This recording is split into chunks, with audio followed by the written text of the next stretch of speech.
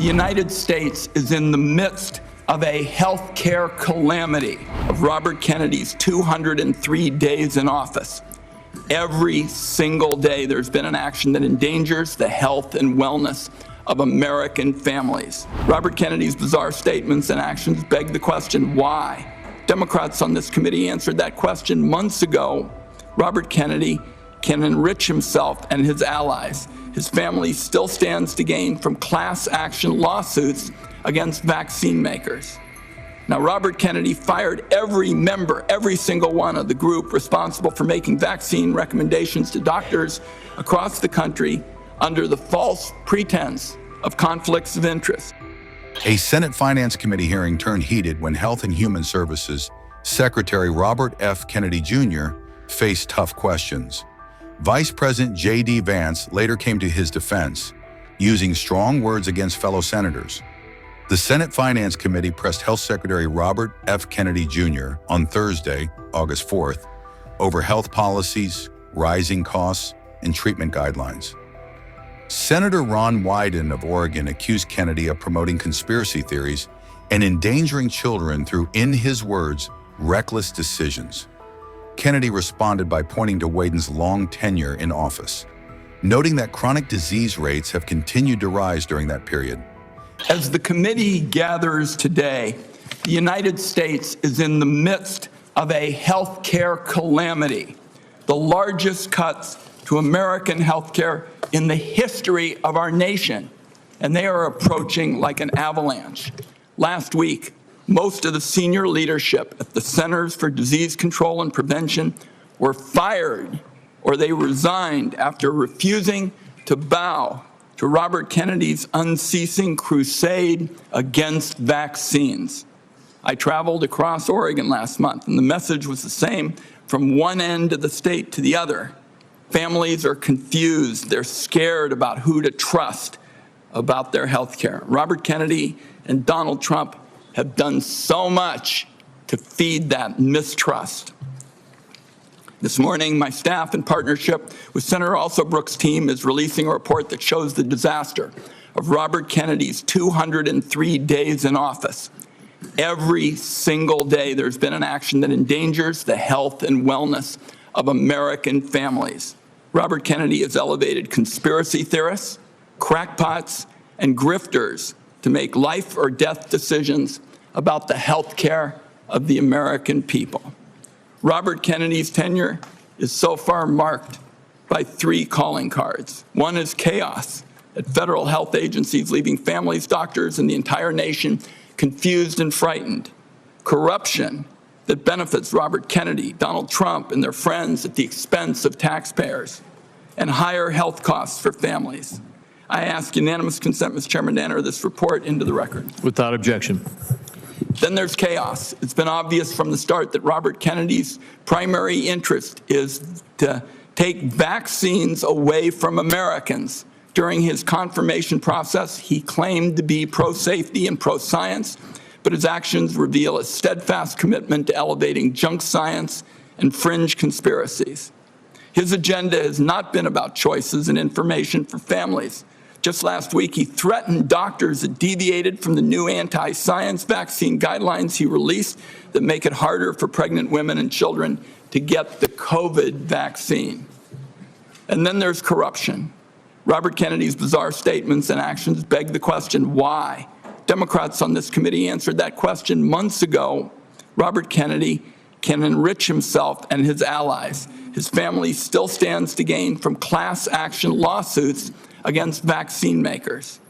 Now, Robert Kennedy fired every member, every single one of the group responsible for making vaccine recommendations to doctors across the country under the false pretense of conflicts of interest. Meanwhile, many of the new members of the panel are outright vaccine deniers who've appeared as paid witnesses in lawsuits against vaccine makers. Their conflicts of interest and ethics disclosures remain hidden under lock and key. On top of all this bedlam in American health care, just 2 months ago, Donald Trump signed into law the largest health care cuts in American history to pay for tax breaks for the wealthiest people and massive corporations in our country. Republicans know these cuts are going to hit communities like a wrecking ball. That's why they pushed the most severe cuts until after the election. That's why their members already introduced bills to roll back some of the cuts. Make no mistake, though, those cuts are being felt right now. We're seeing hospitals in Idaho cutting payments, hospitals and nursing homes. Providence Seaside Hospital in Oregon announced they're shutting down their labor and delivery unit. Every family is going to feel the burden of Trump care in America. Premiums are going to spike next year, especially for those who buy health insurance on their own, but the effects will be felt by those who get insurance also through an employer. Congress has an opportunity to extend the Affordable Care Act tax credits that lower the cost of premiums. Democrats are ready to pass an extension that stops a dramatic premium spike that would force many families to pay double what they do today. Instead of finding ways to help American families pay less for health care, Robert Kennedy is focused on his anti-vaccine mission, fueled by some kind of complex that the consequences be damned. Amid this litany of corruption and chaos, the one point I have to underline is Robert Kennedy puts children in harm's way every single day in America. To my Republican colleagues, I must ask, what line must Robert Kennedy cross before some of you will also join this alarm? This weekend, under the cover of darkness, Robert Kennedy attempted to disappear hundreds of children under his care at Office of Refugee Resettlement facilities. These children here without parents or family were rounded up in the middle of the night and put on planes to Guatemala. Lawyers on the ground described unthinkable scenes. Our staff, some who are here today, were party to this in the middle of the night, and one child said to their lawyer, "Why do they want to send me back? My mom is dead, and my dad abuses me. Why do they want to hurt me?" This was an actual conversation. These actions were illegal. Documents show that many of these children were in the country to escape trafficking in their homeland. Mr. Kennedy calls himself a protector of children. Some kind of rich claiming from somebody who's flown on Jeffrey Epstein's private jet on multiple occasions. I don't think Robert Kennedy should be within 1,000,000 miles of this job. Republicans on the committee had a chance to prevent the public health train wreck that Mr. Kennedy has engineered. Everyone voted for him. It is in the country's best interest that Robert Kennedy step down, and if he doesn't, Donald Trump should fire him before more people are hurt by his reckless disregard for science and the truth. I also would like to note Senator Cantwell has joined us in this effort. I hope, at the very least, Robert Kennedy has the decency to tell the truth this morning. Mr. Chairman, I have a procedural request I'd like to make at this time. It's a short one.